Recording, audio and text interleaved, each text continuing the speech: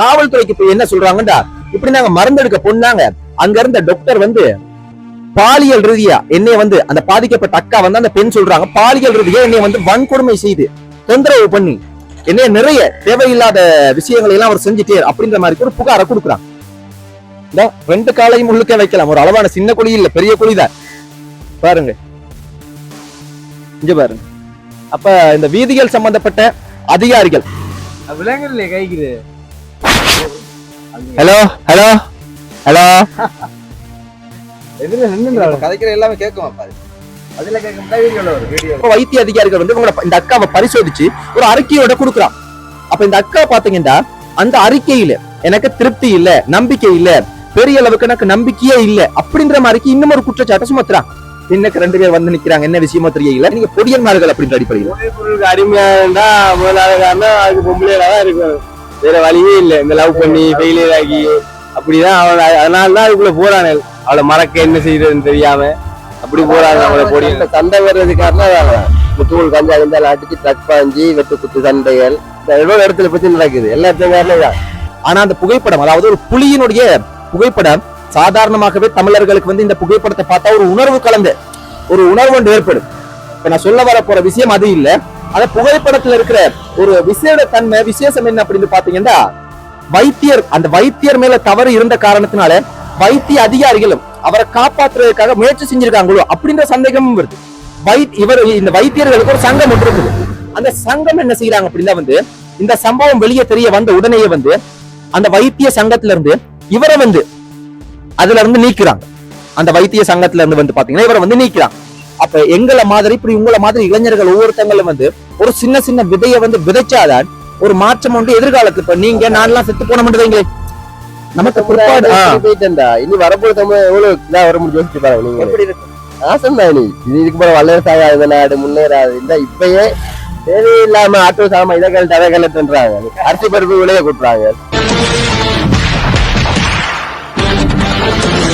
சொந்தங்களுக்கு வணக்கம். ஒன்றும் யோசிக்காதீங்க, எல்லாம் வெல்லலாம். இந்த காணொளியில ஒரு மோசமான, ஒரு சென்சிட்டிவான ஒரு சம்பவத்தை தான் நம்ம கதைக்க போறோம். இலங்கை நாட்டுல நீர்கொழும்புல ஒரு தாயோட ஒரு மகள் ஒருத்தவங்க பாத்தீங்கன்னா வந்து மருந்து எடுக்கிறதுக்கு நீர்கொழும்பு வைத்தியசாலைக்கு போறாங்க.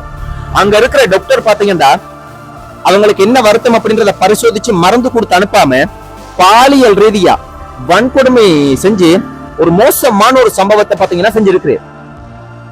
உண்மையா நிறைய டாக்டர்ஸ்மார் பாத்தீங்கன்னா நிறைய பேர் வந்து நல்ல மனுஷர்கள் இருக்காங்க. ஆனா ஒரு சில பேர் செய்யற தவறால நிறைய டாக்டர்ஸ்மார் தலை குனிய வேண்டிய ஒரு சூழ்நிலை ஏற்படுதுன்னு. உண்மையாகவே என்ன நடந்திருக்கு அப்படின்ற அந்த கேஸ் என்ன பிரச்சனை அப்படின்றத தொடக்கத்துல இருந்து இந்த நிமிஷம் வரைக்கும் நான் அதை உங்களோட பகிர்ந்து கொள்ள போறேன், கதைக்க போறேன். அதுக்கு முதல் பாத்தீங்க எப்படியா இருந்துச்சுன்னா, இந்த வீதி பாருங்க, இந்த பின்னுக்கு இருக்கிற வீதி வந்து இந்த பக்கம் போனோம் அப்படியா இருந்துச்சுன்னா திருகோணமலை நகரத்துக்கு வந்து போகுது. இந்த பக்கம் போனோம் அப்படியா இருந்துச்சுன்னா நிலாவளி, புல்மோட்டை அப்படின்ற வந்து இடங்களுக்கு போகுது. இது வந்து பிரதான வீதி. இந்த வீதி வந்து ஒரு அழகான வீதி.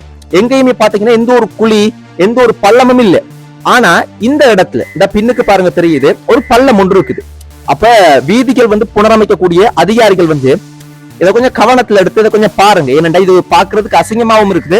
இரவு நேரத்துல வந்து இந்த பைக்குகள் போகும்போது பெரிய பெரிய வாகனங்களுக்கு பெருசா பாதிப்பு இருக்காதுன்னு நினைக்கிறேன். ஆனா பைக் போகும்போது கொஞ்சம் வேகமாக போவாங்களா இருந்தா அந்த சின்ன பள்ளம் பாத்தீங்கன்னா அவங்களோட உயிரையே சில நேரத்துக்கு பறிக்கலாம்.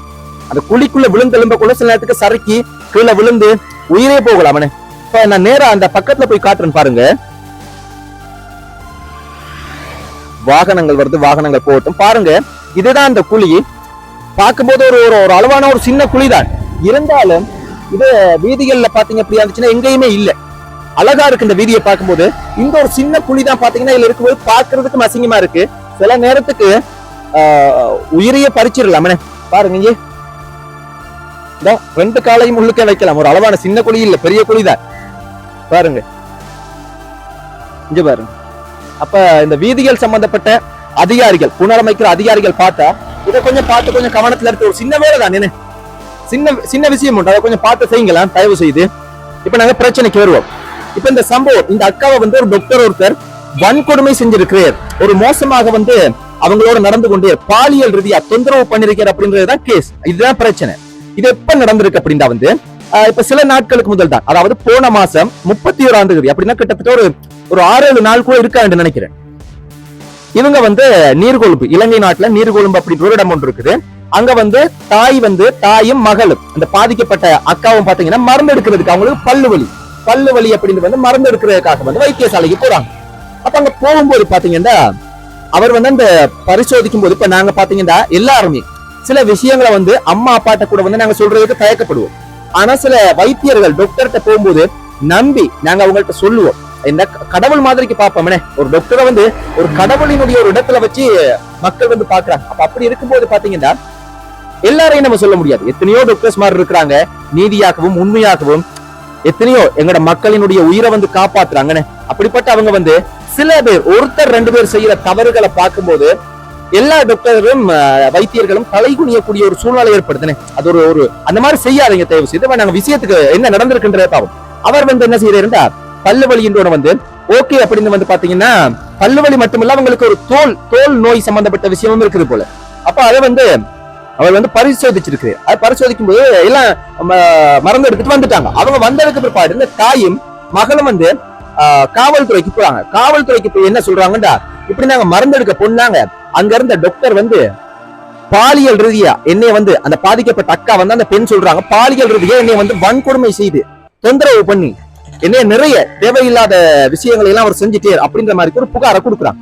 அப்ப காவல்துறை என்ன செய்யறாங்கடா, நீர்கொழும்பு காவல்துறை என்ன செய்யறாங்கடா, இது சம்பந்தப்பட்டவங்க உண்மையாகவே பாதிக்கப்பட்டிருக்காங்களா அப்படின்னு வைத்திய அதிகாரிகள்ட்ட வந்து ஒரு அறிக்கையை வந்து கேட்கிறாங்க. அப்ப வைத்திய அதிகாரிகள் வந்து இந்த அக்காவை பரிசோதிச்சு ஒரு அறிக்கையோட கொடுக்குறாங்க.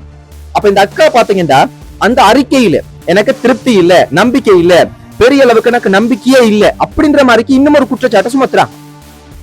அப்ப 2 பக்கமும் ஒரு சந்தேகம் கொண்டு வருது. இந்த அக்கா வந்து வேறொரு நோக்கத்துக்காக, இல்லாட்டி ஏதாவது ஒரு இவங்களோட சுயநலத்துக்காக, இல்லாட்டி யாராவது ஒருத்தவங்க பணத்தை கொடுத்தோ, இல்லாட்டி அரசியல் நோக்கத்துக்காக பழிவாங்கப்படுறதுக்காக வந்து செய்யறாங்களா அப்படின்ற ஒரு சந்தேகமும் வருது. அதே சமயத்துல வந்து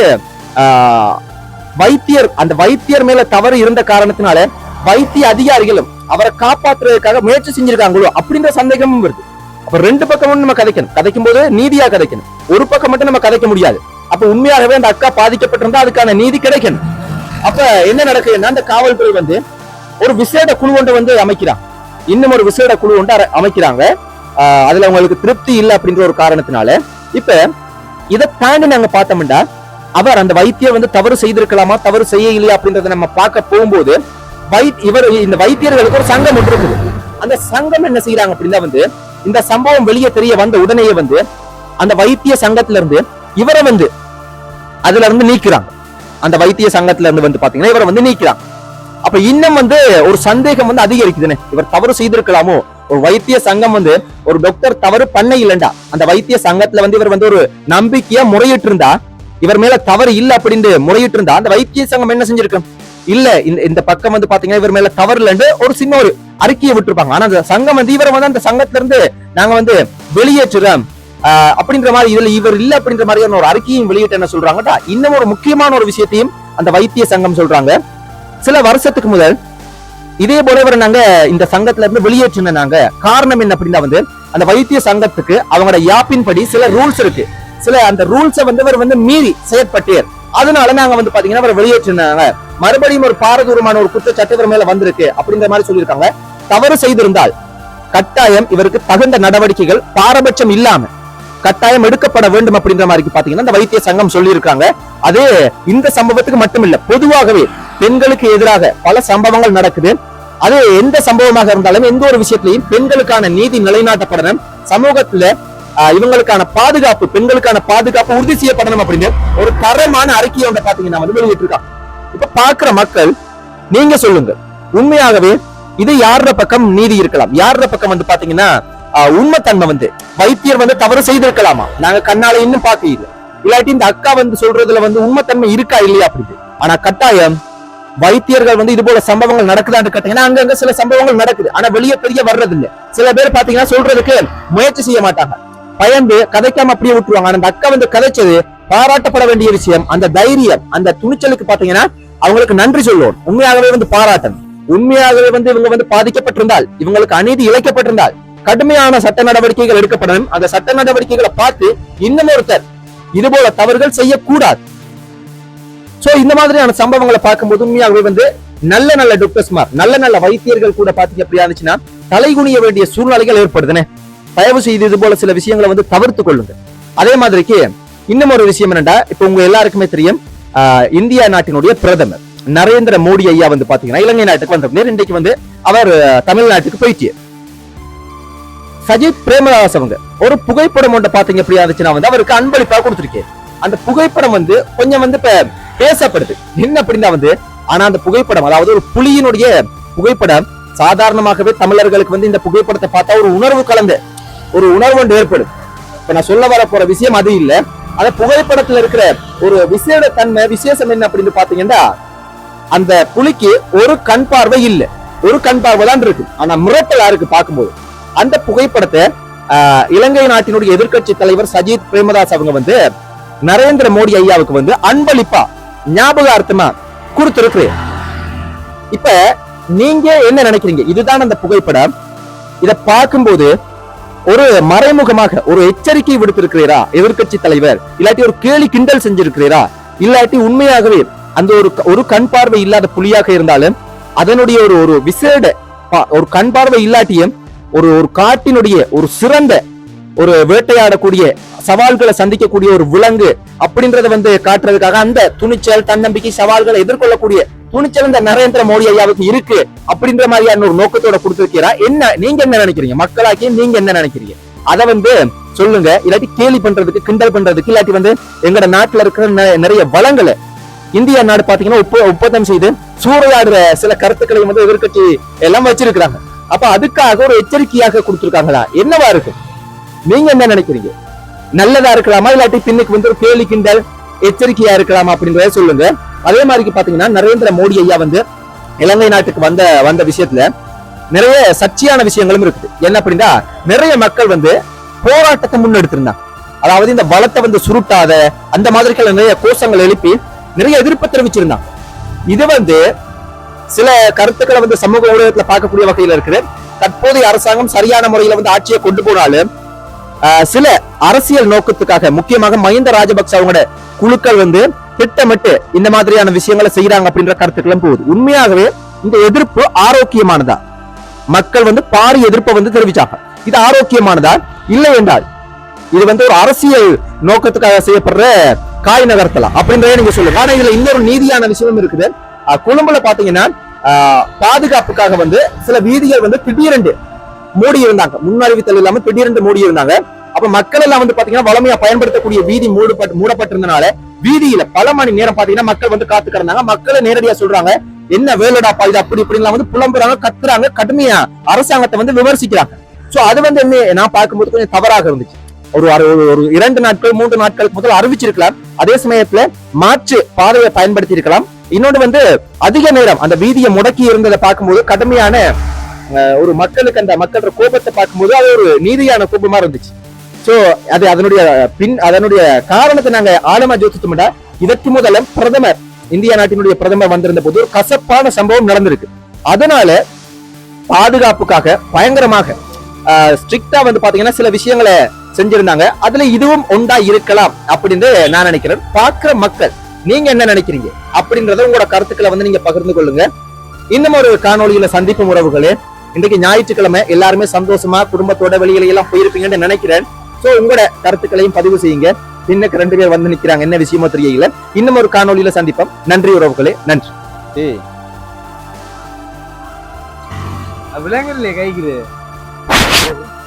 ஹலோ ஹலோ ஹலோ எதுல நின்னுடா கதைக்கிற எல்லாமே கேட்கும். அதுல கேட்கும் வீடியோல ஐயோ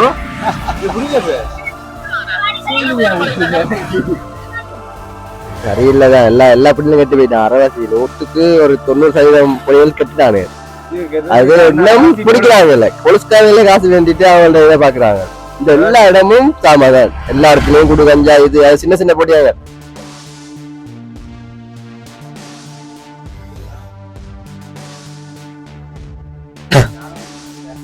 உங்களோட பேர் என்ன? 2 பேர் வரது.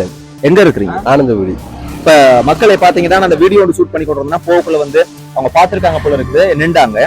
சும்மா நம்ம வந்து உங்கள்ட்ட சில விஷயத்த கேட்போம். என்ன அப்படின்னா வந்து இப்ப பொடியன்மார்கள் தானே, இப்ப நிறைய போதைப் பொருள் சம்பந்தப்பட்ட விஷயங்கள் வந்து தலை விரிச்சு ஆடுது. அப்ப அவங்களோட கருத்துல இவங்களும் ஒரு இளைஞர்கள், அப்ப அவங்கள்ட்ட சும்மா கேட்போம் அவங்க என்ன சொல்றாங்க அப்படின்னு பார்ப்போம். இப்ப இந்த போதைப் பொருள் வந்து பாத்தீங்கன்னா கடுமையா மோசமா இளைஞர்கள் மத்தியில வந்து பாத்தீங்கன்னா அவங்களோட வாழ்க்கையை ஒரு நோமலா ஒரு மதுபானம் அப்படின்னு பார்ட்டிகளை குடிக்கிறது அப்படின்றது வந்து ஒரு சாதாரணமா அந்த ஒரு நாளோட வந்து பாத்தீங்கன்னா அவங்க மீண்டு வந்துருவாங்க. ஆனா அந்த ஐஸையும் தாண்டி பேரே வந்து கண்டுபிடிக்க முடியாத எக்கச்சக்கமான போதைப் பொருள்லாம் நம்ம இளைஞர்கள் பாவிக்கிறாங்க. வைத்தியசாலையில வந்து வேற எங்கேயும் போக தேவையில்ல, நம்ம திருகோணமலை வைத்தியசாலையில அதுக்கு ஒரு தனியா ஒரு பிரிவன் இருக்கு. அதுக்குள்ள போய் பாத்தீங்கன்னா அதிகமா அந்த போதைப் பொருளால வந்து இளைஞர்கள் இருக்காங்க. அவங்களோட வாழ்க்கை அவ்வளவுதான், என்ன ட்ரீட்மெண்ட் கொடுத்து மேல கொண்டு வர முடியாது. இது சம்பந்தப்பட்ட விஷயத்த என்ன நினைக்கிறீங்க நீங்க பொடியன்மார்கள் அப்படின்ற அடிப்படையில்? போதைப் பொருளுக்கு அடிமையா இருந்தா முதலாவது காரணம் அதுக்கு பொம்பளையில தான் இருக்கணும். வேற வழியே இல்லை. இந்த லவ் பண்ணி ஃபெயிலியர் ஆகி அப்படிதான் அவன், அதனாலதான் அதுக்குள்ள போறானே. அவளை மறக்க என்ன செய்யறதுன்னு தெரியாம அப்படி போறாங்க. அவளை பொடி சண்டை வர்றதுக்காக முத்தூள் கஞ்சா இருந்தாலும் அடிச்சு ட்ரக் பாஞ்சி வெட்டு குத்து சண்டைகள் எவ்வளவு இடத்துல பிரச்சனை நடக்குது. எல்லா இடத்துலயும் தான். ஆனா இது தடுக்கிறாங்க இல்லையே. இவ்வளவு புலிஸ்தான் இருந்தா இப்ப கூட அந்த ஒரு புலிஸ்கார வயசாட்டெல்லாம் வருது. ஆனா பிடிக்கிறாங்க இல்லையே. இதுக்கு என்ன செய்யணும்னா முதல்ல அதுக்கு ஒரு பொலிசு ஒரு உடந்தையா தான் இருக்காங்க. அதான் முக்கிய காரணம். சும்மா கையால பிடிச்சி போடுறது, கையால போடுறது அப்படி போட்டு அவங்க உள்ள வந்துட்டு அவன் மனநிலை பாதிக்கப்பட்டு வெளியே இப்ப போறாங்க புடிச்சிட்டு போனே அவன் நினைப்பான் ஜெயில. ஏன் சும்மா இருந்த என்ன பிடிச்சிட்டாங்க, நான் ஒண்ணுமே செய்யல. அங்க இருந்தாலும் சிக்காகி இங்க வந்து இதா மாறுவான், கெட்டவனா மாறுவான். நல்லவனை பிடிச்சு போடுவாங்க, கெட்டவன்ட்ட காசு வந்து விட்டுருவாங்க.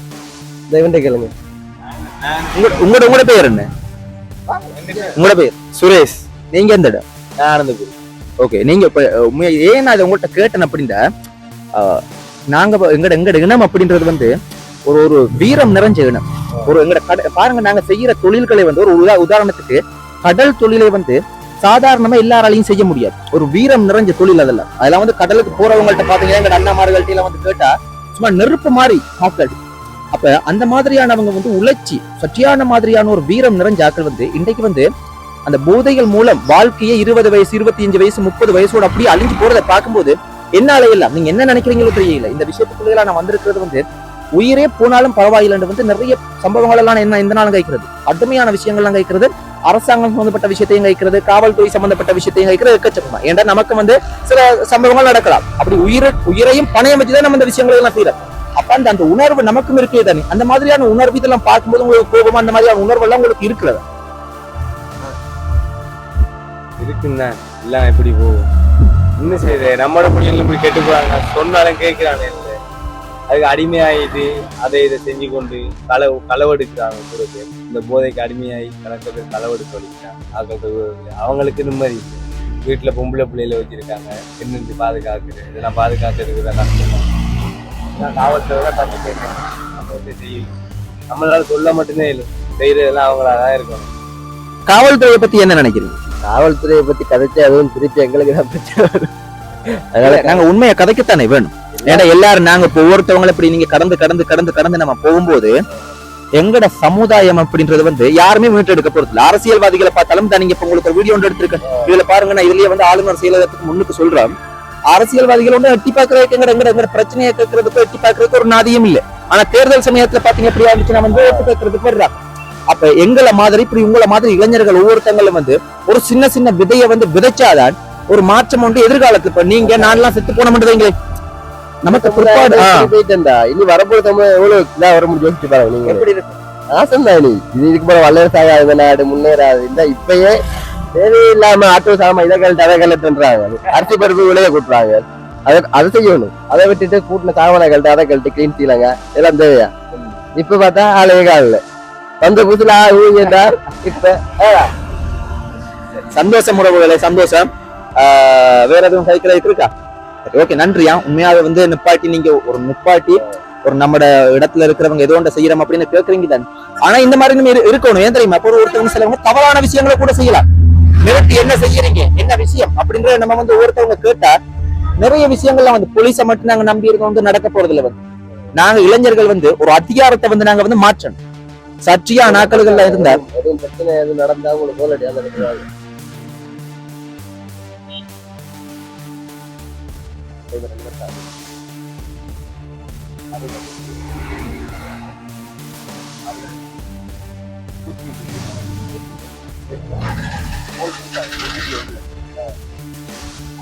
நன்றி.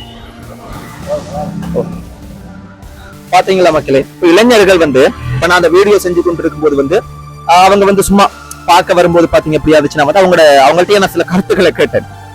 அதை பார்க்கும்போது அவங்களும் சொல்றாங்களே பொடியன்மார்கள் அப்படின்னு. இப்ப இந்த பொடியன்மார்கள்ட்ட எல்லாம் நாங்க இப்படி கேட்கணும். கேட்டாதான் அவங்களோட மனசுல இருக்கிறதையும் வந்து நம்ம வந்து வெளியில கொண்டு வரலாம். சோ நன்றி மக்களே, நீங்க என்ன நினைக்கிறீங்க அப்படின்றத உங்களோட கருத்துக்களையும் பதிவு செய்யுங்க. இன்னும் ஒரு காணொளியில சந்திப்போம். நன்றி.